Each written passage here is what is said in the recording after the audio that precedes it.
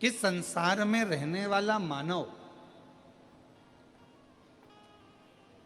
दुनिया के कई लोग उनसे कहेंगे कि इनको पितृदोष लग गया, दुनिया के कई लोग कहेंगे इनको पितरों का दोष लगा हुआ है, पितृदोष लगा हुआ है, पितरों का दोष लगा हुआ है, पितृदोष लगा हुआ है। पर वो पितृदोष लगता क्यों?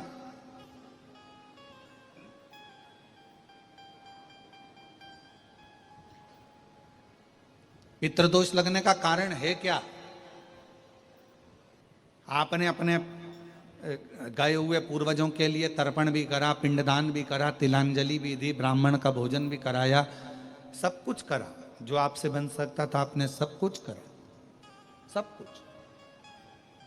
फिर पितृदोष कैसे लग गया? फिर पितरों का दोष कैसे लग सकता है? तो पितरों ने तुरंत भगवान देवादिदेव महादेव से कहा कि संसार सागर में माता पिता के रहते हुए उनका आदर ना कर पाना, या माता पिता को जब प्यास लगी उस समय पर जल प्राप्त ना हो पाना, या किसी न किसी रूप में माता पिता के पूर्वजों के आदर से वंचित रह जाना, फिर माता पिता के चले जाने के बाद, बुजुर्गों के चले जाने के बाद वो दोष घर में लग जाना पितृदोष की संज्ञा में आता। और पितृदोष के 4 लक्षण सबसे प्रबल हैं। ये कोई भी अनुभव कर सकता है। पितृदोष के 4 लक्षण में पहला लक्षण है 1 रुपया कमाओ, 1.25 रुपये खर्च हो रहे हैं, समझ लेना पितरों का दोष है।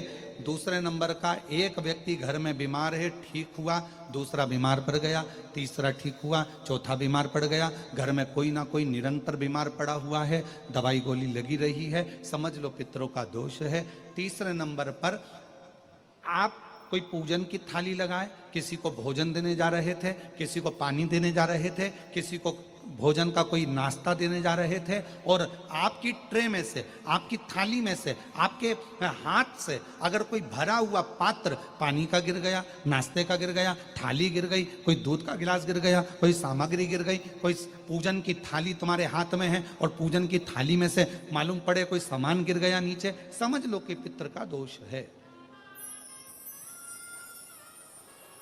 और चौथे नंबर पर पितरों का दोष का वर्णन किया गया, घर में जितने सदस्य रह रहे हैं, अगर वो किसी न किसी रूप में एक दूसरे पर चिढ़कर बोल रहे हैं, क्रोध कर कर बोल रहे हैं। प्रश्न बहुत छोटा सा है, पत्नी ने कुछ कहा, उसका उत्तर पति ने चिढ़कर दिया, पति ने कुछ कहा, पत्नी ने चिढ़कर उत्तर दिया, बच्चों ने कुछ कहा, माँ बाप ने चिढ़कर उत्तर दिया, माँ बाप कुछ बोले, बच्चे चिढ़कर उत्तर दिए, समझ लेना कि कहीं ना कहीं पितरों का दोष। तो भगवान पितृदेव ने अपने दामाद से, भगवान देवादिदेव महादेव से कहा कि संसार सागर में हो सकता है कि संसार सागर में मनुष्य रहता है, मानव रहता है, और उससे गलतियां हो जाती है। तो पितृदोष अगर संसार के लोगों को लगे तो हमारा एक निवेदन है, आप जाते जाते वर दीजिए कि ये पितरों की शांति आपकी आराधना से पूर्ण हो जाए, बस इतना वर दे दीजिए। शिव जी उस समय पर मौन हो गए। भगवान देवादिदेव महादेव एकदम मौन। पार्वती जी ने शिव जी से कहा, आप हमारे नाना जी को वर नहीं देंगे?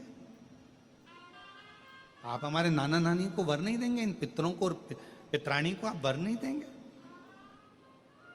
शिव जी ने वर दिया मां पार्वती जी के नाना जी को और अपने नाना ससुर को।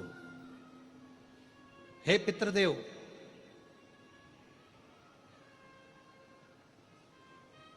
मैं आपको वर देता हूं, श्राद्ध पक्ष के 16 दिन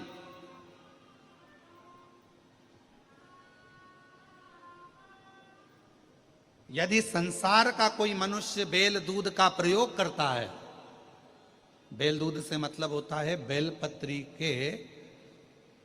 बेलपत्र के ये मध्य भाग जो होता है, बेलपत्री की जो नीचे की 2 पत्तियां जो होती है, ये 2 पत्तियां जो बेलपत्री की होती है, इस बेलपत्री की दोनों पत्तियों को शिवलिंग पर जब आप रखते हैं, शिवलिंग पर रखने के बाद में आपके हाथ में जो कटोरी में दूध है, वो दूध इन दोनों पत्तियों पर, ये पितरों के भाव से, पितृ पित्राणी के भाव से आप दोनों पत्तियों पर बेल दूध को अगर समर्पित कर रहे हैं, बेलपत्र समर्पित करने के बाद थोड़ी सी कटोरी में अगर गौमाता का दूध है और ये दोनों पत्तियों पर अगर आप अपने गोत्र से दूध चढ़ा रहे हैं, तो संसार में ऐसा कोई व्यक्ति नहीं है जिसके ऊपर पितृदोष लग जाए, पितृदोष समाप्त होकर ही रहता है।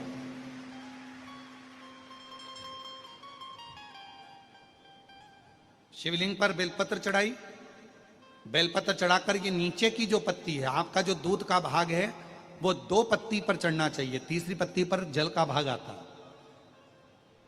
2 पत्ती पर आपका दूध का भाग रहे। और जब बेल दूध का प्रयोग आप करते हैं और दूध बाबा को 16 दिन श्राद्ध के अगर कोई कह दे कि आपके घर में पितृदोष है, ये दोष है, वो दोष है, सारे दोष आपके यहाँ लग गए हैं और आपके यहाँ ये 4 लक्षण अगर पितृदोष के दिख रहे हैं जो पहले कथा में वर्णित किए, अगर ये लक्षण दिख रहे हैं तो श्राद्ध पक्ष के 16 दिन पहले दिन से ही आप चालू हो जाओ।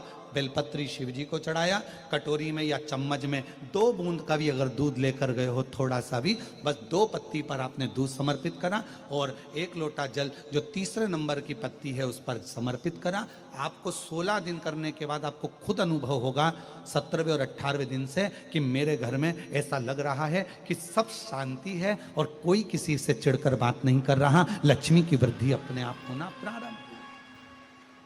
छोटी सी बात है परंतु हो सकता है कि आप लोगों को बुरे भी लग जाए। हमारी बहुत पहले की बात है, बहुत पहले, लगभग 18 से 19 साल हो गए होंगे उस बात को। श्राद्ध पक्ष चल रहा था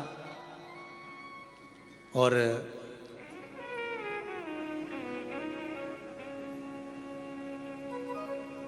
राजस्थान में कथा चल रही थी।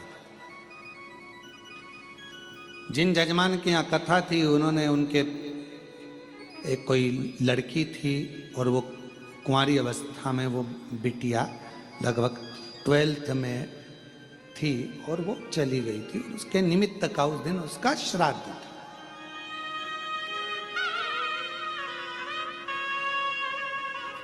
यजमान परिवार से सूचना करी कि गुरुजी आज बेटी का श्राद्ध है और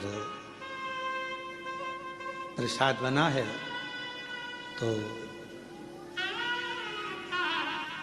सब लोग प्रसाद पाएंगे तो आप भी प्रसाद पाएंगे।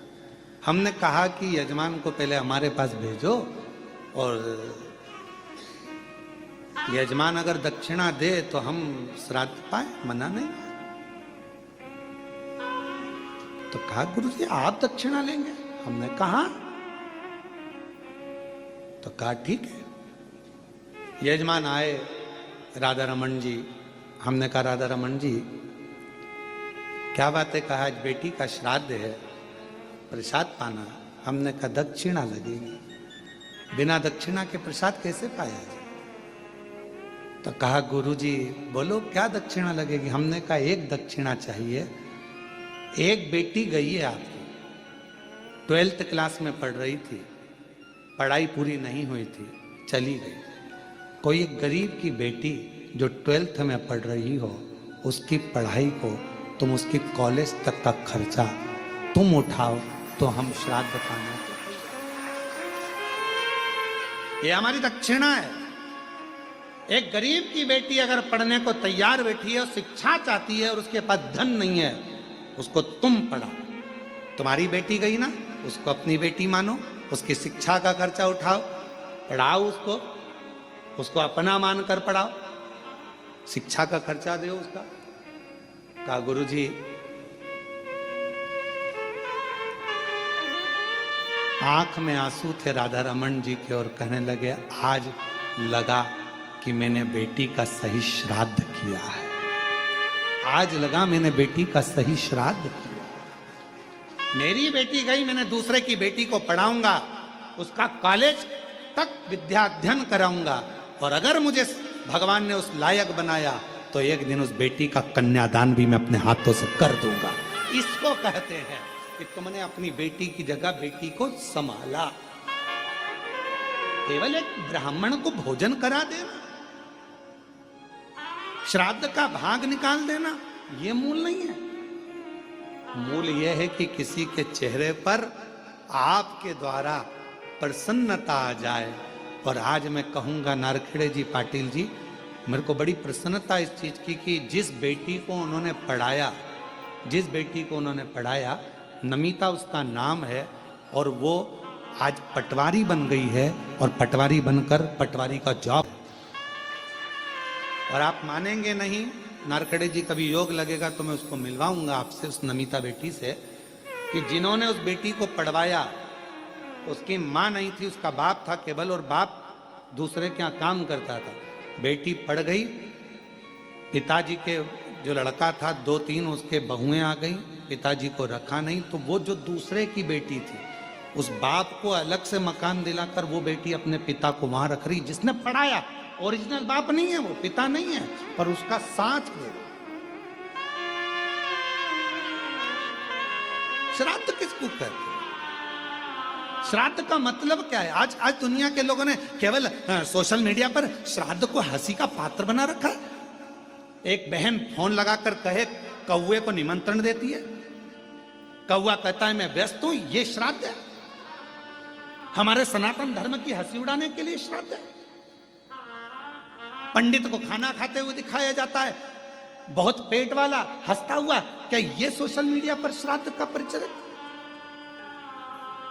कौवों की टीम बैठी हुई है छत के ऊपर और उसको दिखा रहे कि ये श्राद्ध है।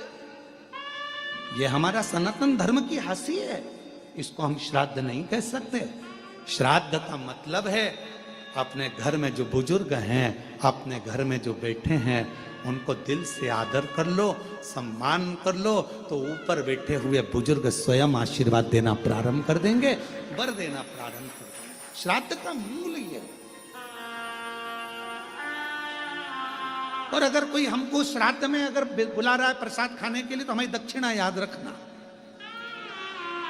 हमारी दक्षिणा याद रखो कि हमारी दक्षिणा क्या है। वैसे भी दक्षिणा के मामले में हम बड़े प्रसिद्ध हैं, सोशल मीडिया पर हमारी दक्षिणा बहुत चलती है।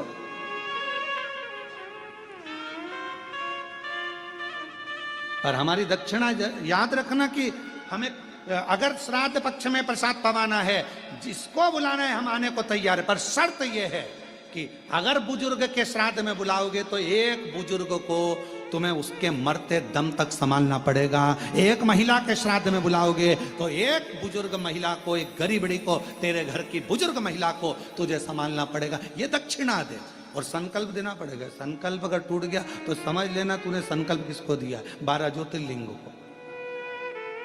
शिवर वाला महाराज केवल शंकर को भजता है, शिव का स्मरण करता है। इसलिए बड़ा सोचिए, केवल जो मर गए चले गए उनके प्रति श्रद्धा श्राद्ध नहीं है। श्रद्धा वो, श्राद्ध वो जो तुम्हारे घर में बैठे हैं, घर में रह रहे हैं, बुजुर्ग हैं, माता पिता हैं, चाहे अपने पति के माता पिता हो, चाहे पत्नी के माता पिता हो, जो हो उनका आदर होना चाहिए। क्योंकि श्राद्ध पक्ष में आप लोग कभी गया जी गए हो या पिंडदान करा हो तो उसमें 2 चीजें लगती है, एक पिता का पक्ष, एक माँ का पक्ष। इसलिए दोनों देखे जाते हैं। तुम्हारी पत्नी है तो उसका भी पक्ष देखा जाएगा, तुम्हारा पति है तो उसका भी पक्ष देखा जाएगा। दोनों के माता पिता का आदर करिए, दोनों के माता पिता का सम्मान करिए, दोनों के आदर पूर्णता का भाव रखिए, आपको सुख मिलेगा, आनंद मिलेगा, पूर्णता का।